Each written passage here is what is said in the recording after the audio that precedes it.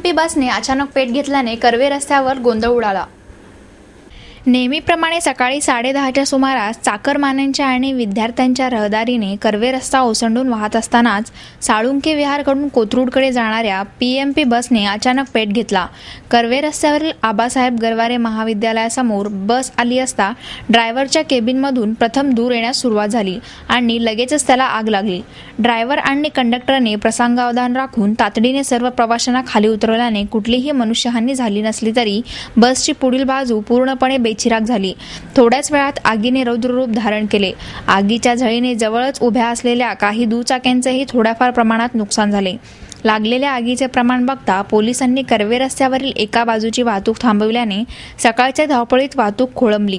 या दरम्यान एरंडवणा अग्निशमन दलाला खबर मिळाल्यावर तातडीने आग विझवण्याचा बंब घटनास्थळी दाखल झाला। Station duty officer Rajesh Jagtap यांच्या मार्गदर्शनाखाली अग्निशमन दलाच्या जवानांनी 10 मिनिटात आग आटोक्यात आणली, परंतु इतक्या थोड्या वेळात सुद्धा आगीच्या तीव्रतेने बसचे केबिन पूर्णपणे जळून खाक झाले। बसच्या आतील असणे, केबिनमधील सर्व साधने यांचा अक्षरशः कोळसा झाला। बसच्या छताच्या पत्रा सुद्धा आगीच्या धगीने जळून काळाकुट्ट झाला होता।